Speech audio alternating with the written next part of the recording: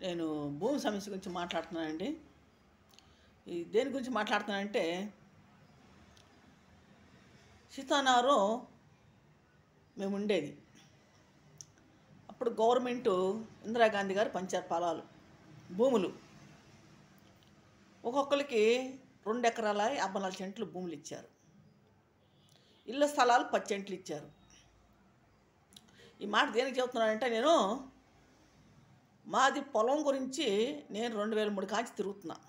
3 మారారు ముఖ్యమంత్రులు. నాకు ఎటువంటి న్యాయం జరగల.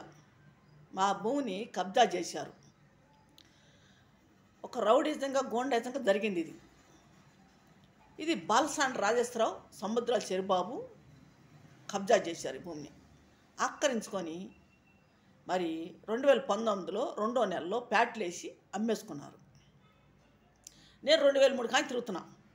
ఖాళీగా ఉన్నప్పుడు, భూమి ఖాళీగా ఉన్నప్పుడు నేను ఎంఆర్ఓలకు చెప్తే ఎంఆర్ఓలు వచ్చి సర్వే చేసి కొలతలేసి అన్నీ చేశారు.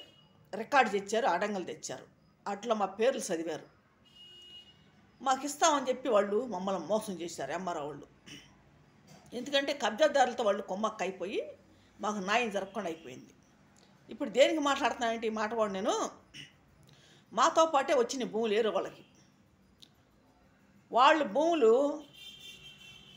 వాళ్ళు తెలియకుండా అమ్మేశారు. అసలు వాళ్ళకి తెలియకుండా అమ్మేశారు. అమ్మేస్తే అమ్మ కూడా అలాగే తిరుగుతున్నారు. వాళ్ళు కూడా భూమి కోసం తిరుగుతుంటే వాళ్ళు పెద్ద పెద్ద వాళ్ళని పట్టుకొని తిరిగితే ఇప్పుడు ఆ భూమి కూడా ఆ స్థలము 3 చేతులు మారినాయి. 3 చేతులు మారిపోయినాయి.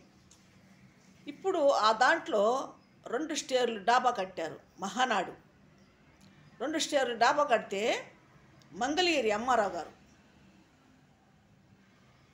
వీళ్ళు పర్మిషన్ తీసుకొని ఎంఆర్ఓ గారు మరి డిఎస్పి తోటి మరి దాన్ని కూల్చేశారు.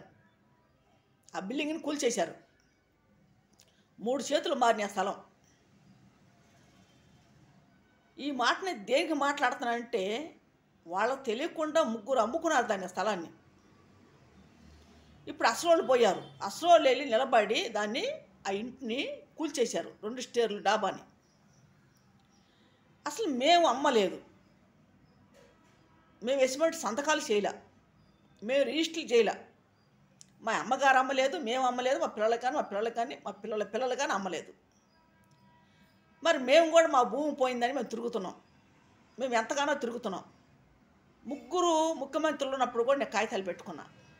నాకు ఎటువంటి పరిష్కారం న్యాయం ఎటువంటి జరగల. మరి జగన్ ప్రభుత్వంలో జరిగింది ఇది. అంతకుముందు వైఎస్ గారి ప్రభుత్వంలో జరిగింది. వాళ్ళ ప్రభుత్వాల్లో జరిగినది ఇది. మా భూమి అక్రంగా ఆక్రమించుకొని దౌర్జన్యంగా కబ్జా చేసి ఒక రౌడీలాగా మా మీద ఎగబడి మమ్మల్ని చిత్రవదం చేసి చాలా హింసించేశారు మమ్మల్ని కబ్జాదారులు. నేను దీనికోసం ఎంతో తిరుగుతున్నా. కలెక్టర్ కాడికి, ఎంఆర్ఓ కాడికి, ఎస్పీ దగ్గరికి, సిఐ కాడికి, మరి డిఎస్పీ దగ్గరికి, మరి ఆర్డీ ఆఫీస్ కాడికి, రికార్డ్ ఆఫీస్ కాడికి, ఇవన్నీ సాట్లకి నేను తిరుగుతున్నా. మరి ముఖ్యమంత్రి కాడికి, ఇప్పుడు చంద్రబాబు అన్నయ్య అన్నాడు, చంద్రబాబు అన్నయ్య కాడికి, లోకేష్ బాబు దగ్గరికి, పవన్ కళ్యాణ్ దగ్గరికి, వీళ్ళందరి కాడికి నేను తిరుగుతున్నా. వెంకటపాలెం మరి సచివాలయం అక్కడ కూడా తిరుగుతున్నా. చంద్రబాబు అన్నయ్య ఇంటికాడ కూడా తిరుగుతున్నా. నాకు ఇప్పటికీ న్యాయం జరగల. ఎటువంటి పరిష్కారం నాకు జరగల. ఎవరు వచ్చి నన్ను మాట్లాడిన వాళ్ళు లేడు, పలకరించిన వాళ్ళు లేరు.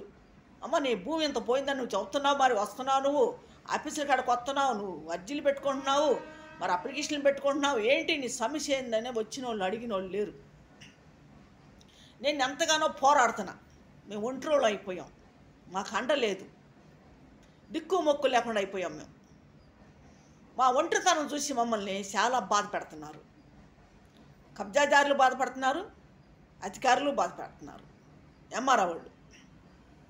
ఎన్ని ఆఫీసులు చుట్టూ నేను తిరుగుతున్నానో, ఎంత డబ్బు నాకు ఖర్చు అయిపోతుందో, ఎంత డబ్బులు నేను అప్పులైపోయానో, ఎంత తిరుగుడు, ఎంత బాధపడుతున్నాను నేను, ఎంత మనిషిని బలహీనత అయిపోయానో, చాలా యాతన పడుతున్నాను నేను.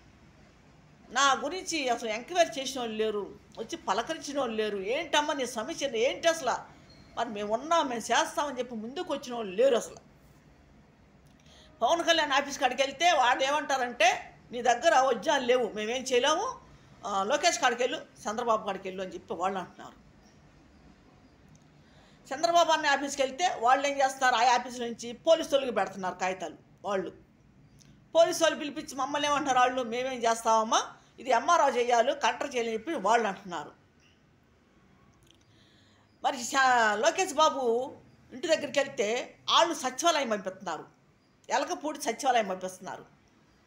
ఎలకపూడి సచివాలయంలో ఇచ్చొస్తున్నారు కాగితాలు. మరి అక్కడ కూడా అజాపజా ఏమీ ఉంటల్లా.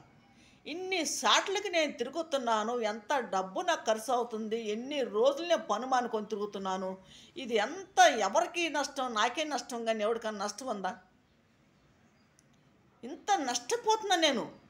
నా సమస్య ఇది అని చెప్పుకుంటున్నా వెళ్ళి, ఎవరు ఆలకించట్లా. నా సమస్యని ఎవరు ఆలకించట్లా, ఎవరు ముందుకు రావట్లా. ఒక తక్కువ కులం అని నన్ను ఏలంగా చూస్తున్నారు, ఎకతాలు చేస్తున్నారు, నన్ను చూసి నవ్వుతున్నారు. దేనికి, ఎందుకు మాకు అంతు పట్టట్లా.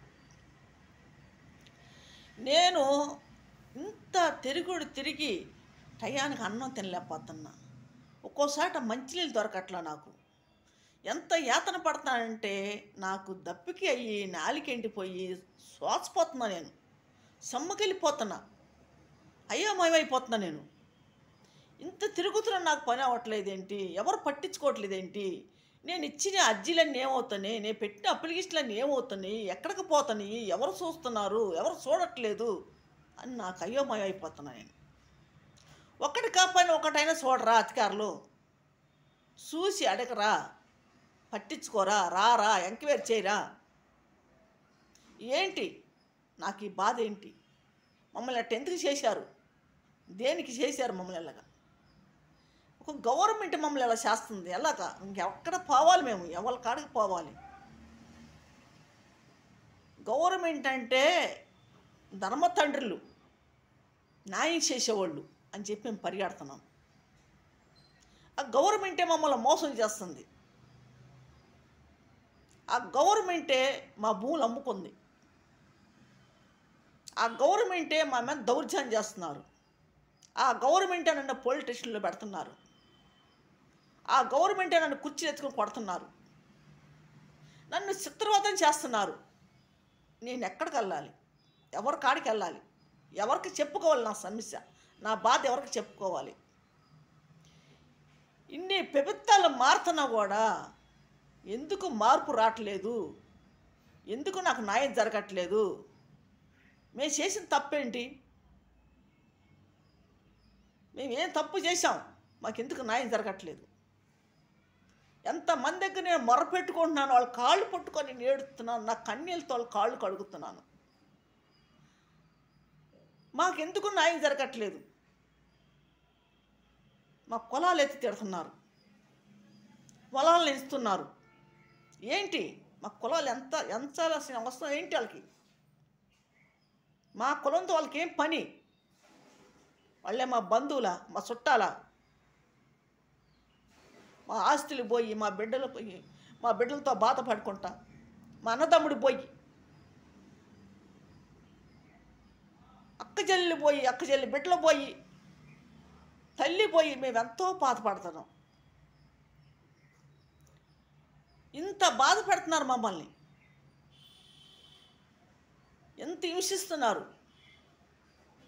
కబ్జాదారులు, ఎంఆర్ఓ వాళ్ళు ఈ రకంగా మమ్మల్ని ఏదిచ్చి హింసించి నానా టార్చర్ పెడుతున్నారు.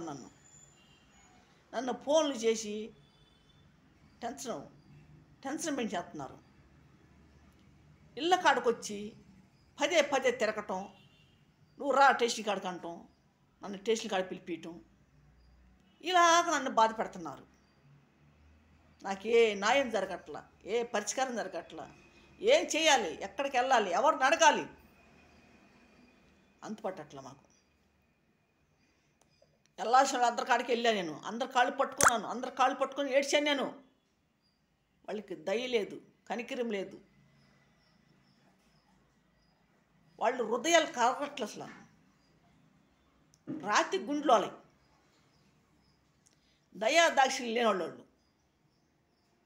అసలు మా భూమి అమ్ముకుంటాకి ఎంఆర్ఓ వాళ్ళకి ఏం సంబంధం? ఎంఆర్ఓ వాళ్ళు, ఈఆర్ఓ, ఆర్ఐ, మున్సిపాలిటీ కమిషనరు వీళ్ళు కలిసిన మా భూమిని అమ్మేసుకున్నారు కబ్జాదారులకి. ఆన్లైన్లో మా పేర్లు తప్పించి కబ్జాదారుల పేర్లు ఎక్కిచ్చారు. అలాగే ఎలా చేస్తారు? ఆ వంశానికి తగ్గోళ్ళం మేము ఉన్నాం,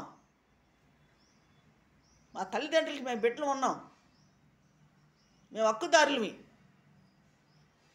ఈ అమ్మారా వాళ్ళు ఎవరు, కబ్జాదారులు ఎవరు? వాళ్ళు తింటం ఏంటి మా సొమ్ము? మా ఆస్తులు వాళ్ళు అమ్ముకోవటం ఏంటి, వాళ్ళు వేసుకోవటం ఏంటి? మేము ఎట్లాగ దారి రోడ్డు పట్టుకో మేము తిరగటం ఏంటి?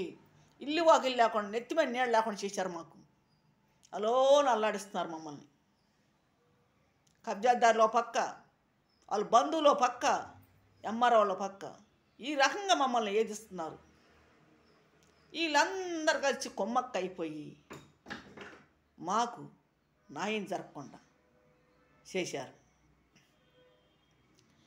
ఎవరి కాడికి వెళ్ళాలి ఇంకా మా హంతు పట్టట్లా. చంద్రబాబు అనే కాడికి వెళ్తుంటే కలవట్ల టయానికి, లోకేష్ బాబు కలవట్ల, ఫస్ట్లో కలిచారు, ఇప్పుడు కలవట్ల. పవన్ కళ్యాణ్ ఆఫీస్ కాడికి వెళ్తే ఆయన అస్సలు రాడు, కలవడు, ఆయన ప్రజల్లోకే రావట్ల.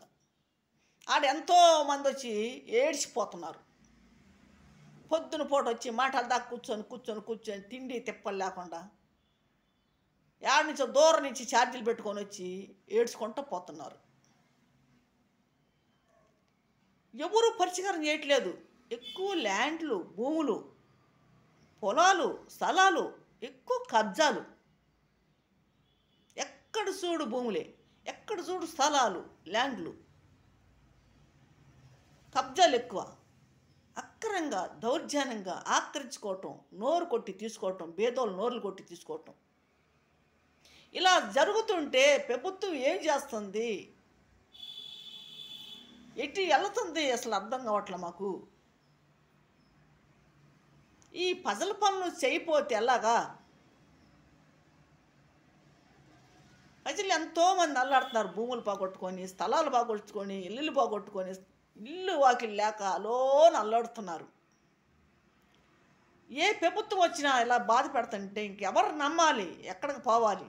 మేము పక్కా తెలియసి పార్టీ వాళ్ళము. మేము ఆ పార్టీ అన్న కూడా మమ్మల్ని కొడుతున్నారు. మా ఇంట్లో ఇద్దరు చంపేశారు, అన్నయ్య చంపేశారు, అమ్మని చంపేశారు. ఈ భూముల కోసం, ఈ స్థలాల కోసం. ఎటువంటి సాక్ష్యాలు, రుజువులు ఏమీ లేవు మా దగ్గర. ఏమీ లేకుండా చేశారు కబ్జాదారులు. మా దగ్గర ఏ ఆధారాలు లేకుండా చేశారు. భూమికి సంబంధించిన కాగితాలు, ఇళ్ళకు సంబంధించిన కాగితాలు మొత్తం దౌర్జన్యంగా లాక్కెళ్ళిపోయి వాళ్ళ ఇళ్ళల్లో పెట్టుకొని అవి చూసి ఎంఆర్ఓ దగ్గరికి వెళ్ళి వాళ్ళ కాగితాలు రాపించుకొని దొంగ సర్వే చేపించి, దొంగ సాక్ష్యాలు చేపించుకొని, దొంగ రిజిస్టులు చేపించి ఆ భూములను అమ్మేసుకున్నారు. ఎసిమెంట్ ఒక్క రూపాయి మేము దాంట్లో తినలా, ఒక్క సెంటు మేము అనబిగించలా. 5 ఎకరాల 28 సెంట్లు, 2 సెంట్లు తక్కువ.